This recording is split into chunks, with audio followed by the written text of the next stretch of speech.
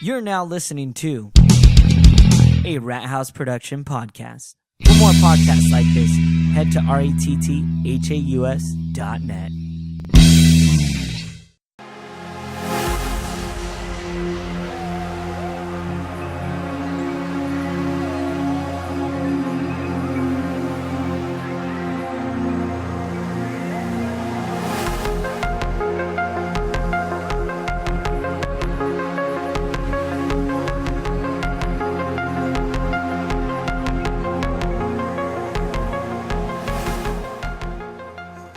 Yo, what's up, kids? And welcome to another episode of Hunt for the Paranormal. I am your host, Mike, and as always, I am Jose.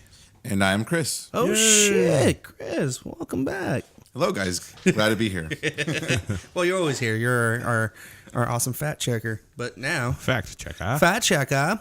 So we're gonna get down. So pretty much the topics of today that we got going. We're gonna talk a little about the Myrtle House, Myrtle's Plantation, one of the most haunted plantations that we have here. And also, since he wasn't here for last month, we're gonna get part 4 of the origins of the Hunt for the Paranormal crew with Chris. Chris will get his insides on how he got into the paranormal. Yep. Or do you Awesome. want to? Do you want to do that right now so we can end with Myrtle? So it'll segue into the rest of the month. Okay, let's try that then. Yeah. So you want to know how I got into Yeah, the I get it. paranormal? Yeah. Like bro. what kind of things like drove you into getting into it and stuff. Interesting. I think I've always been interested in the paranormal. Yeah. And I didn't really prepare for this question, and I'm realizing right now, I'm like, how did I really How get did into I? it? How did I actually But do this? that's what makes it authentic. Yeah, I remember being really small and being into horror movies. Okay. Or at least not being into them. I remember I would get them from the video store, from Blockbuster, right? If anyone remembers that. Yeah. And I was a Hollywood video kind of guy. yeah, I would Yeah. get. I would. Oh, okay. Well, we had one changed to Hollywood Video, so anyways. So then I became Hollywood Video person. But I remember getting a lot of horror movies, and so I don't know if that gave me a lot of dreams, but I would have a lot of crazy dreams when I was younger. And I remember even when I became like around 11, 10 years old, I was interested in the occult. Oh, shit. So it's weird because I'm realizing this now, but I'm like, I'd have books like on demonology and Oh, like, shit. and like black magic, and I would read about this stuff, and I don't know why I got into maybe because I think I play a lot of video games. Yeah. Like Doom and Diablo and all that Diablo, stuff. exactly. The old school Yeah. shit. Exactly. So I was interested in like I think the stories devil. behind them. And I was interested in the devil. And I grew up Catholic, so Yeah. yeah, I went to Catholic school from kindergarten to Oh, shit. all the way to 12th grade. So you heard all the stories of, the good and the bad, but most of the times Catholic they guilt, tell you like a sinning. lot of the bad just to scare the shit out of your Yep. kids. Right. So I think that's another reason why I was attracted, I think, to like the Judeo-Christian side of like, I don't know, the occult, I guess. Yeah, or yeah. The paranormal stuff. But in terms of my personal experiences, I have had a few, and it's made me question. And I've had a few recently, and I feel like I have a different worldview. I'm old. I don't want to say exactly how old. I'm 33 years old. And in that time, I just turned 30. You're fine. God, it feels good to be in my 20s still. Fuck you. you'll be next. I am. So, I think as I've gotten older, I've started to analyze things differently, and I've always come about things with a scientific mind.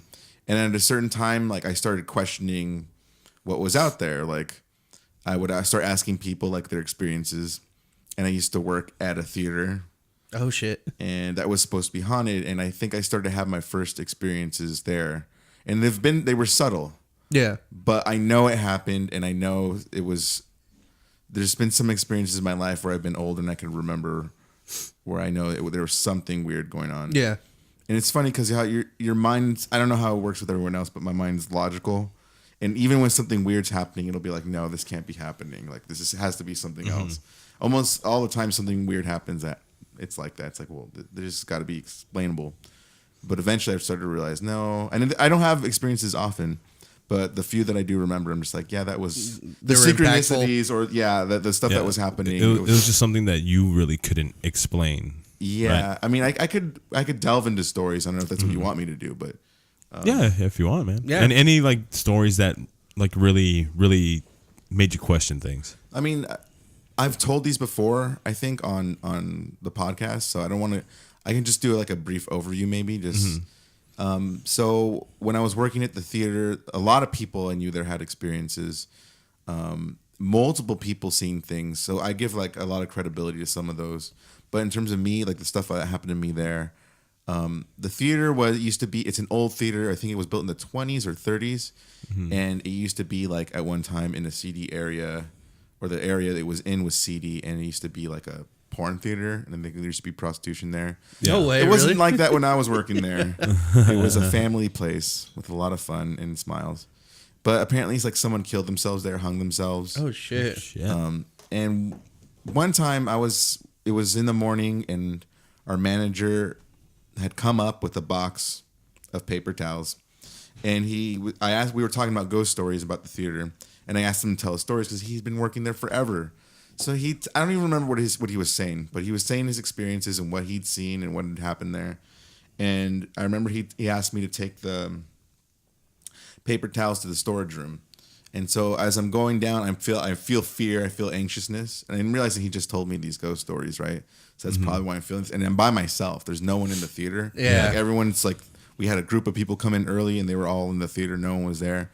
And I'm walking down this area where no one's at, and I just had this ominous feeling. And as I'm putting up the paper towels on the rack, I'm just like, I'm nervous, and like I feel my heartbeat like going. I'm trying to calm myself down, and I hear like I'm in a tiny room as the one we're in, and I hear someone in the side of my ear say, "Eric," and yeah, What the hell? you know, I mean, I heard it. Yeah, like I heard it. Yeah, I know that exact feeling. So much so that I turned and I jumped against the wall, thinking someone was right next to me. Like, and then after I did that, I kind of felt like the anxiousness and fear kind of went away. Yeah. So I know for a fact that like something said something to me.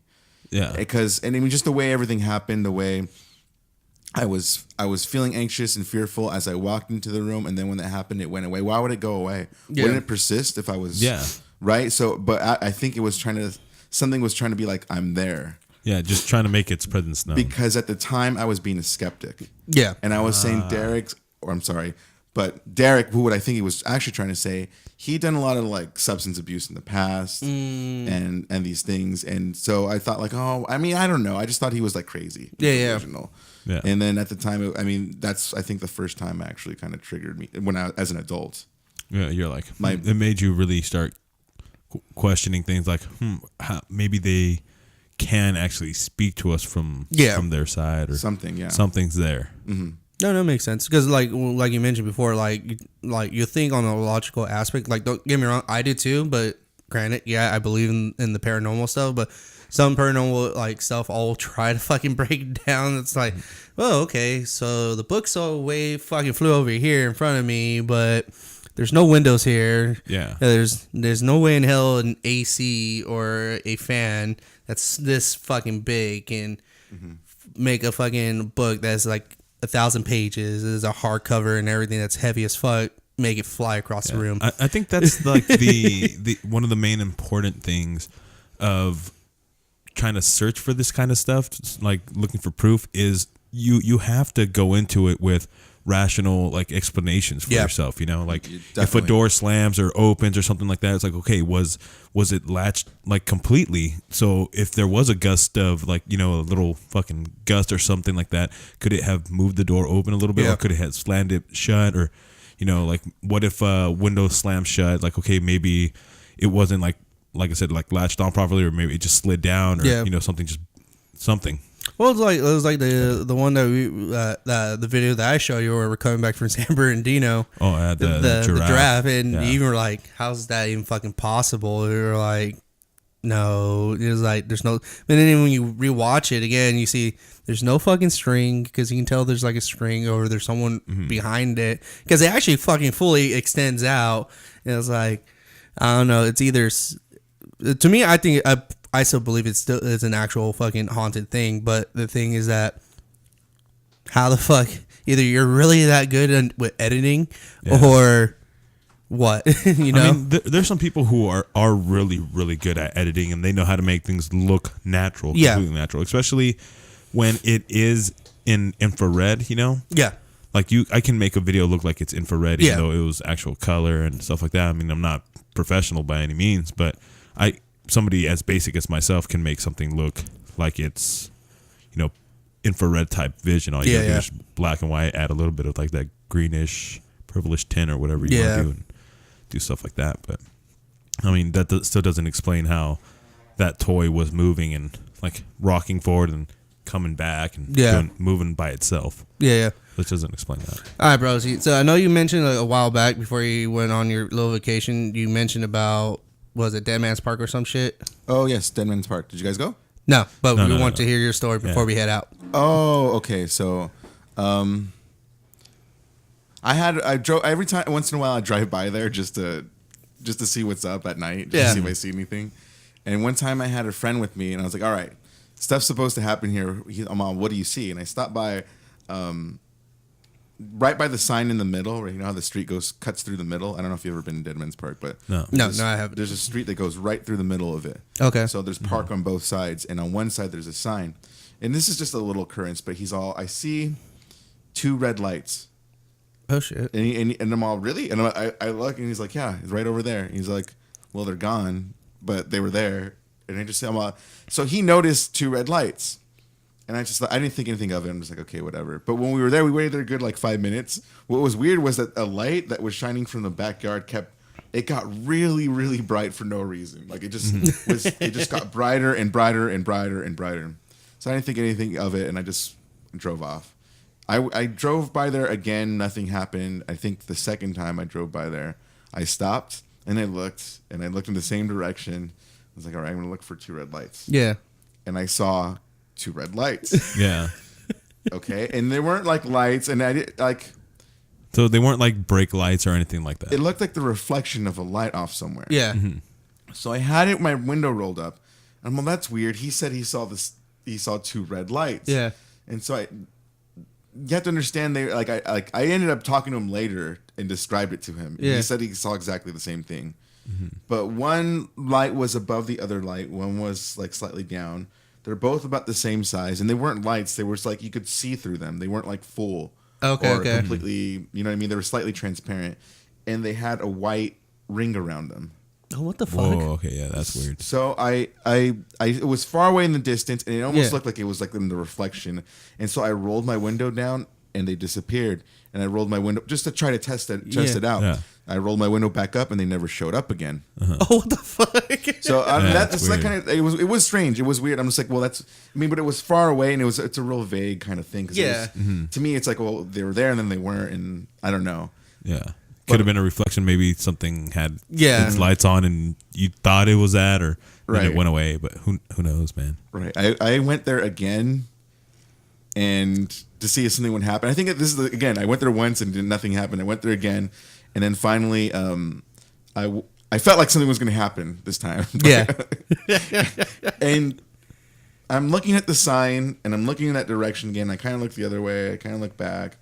And then you have to realize the sign is like maybe 20 feet away from me, max. Yeah. Maybe 30 max. And so it's pretty close. And I see this creature walk out from behind the sign. Wait, what? on all fours. Yeah.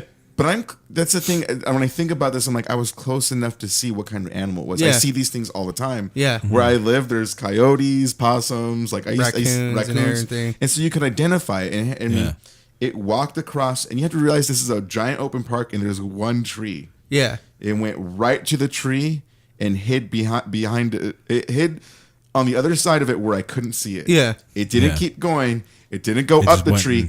It went and hid. It's like, oh, fuck, I've been caught. Yeah. And so I'm like, okay, rational reaction is like, okay, that's an animal. Yeah. But as I'm thinking about it now, and at the time, like I don't know what kind of animal it was.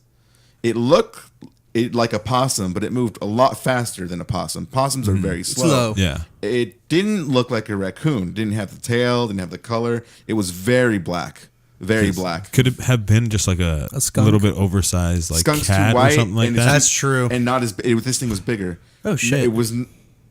Could it have been like a big black cat or one of those like what are they like blue Russian cats or some shit like that? It One was of the big all big black. fucking cats. It Oh. could, but that probably might be the likeliest explanation for it. Mm-hmm. But even then, like I'm close enough to see, and I'm trying to distinguish identify. it. Honestly, if I thought it was an animal, it'd be like an anteater or something. Yeah, really? Like yeah, that? but a smaller anteater. I know anteaters get pretty big, but Yeah.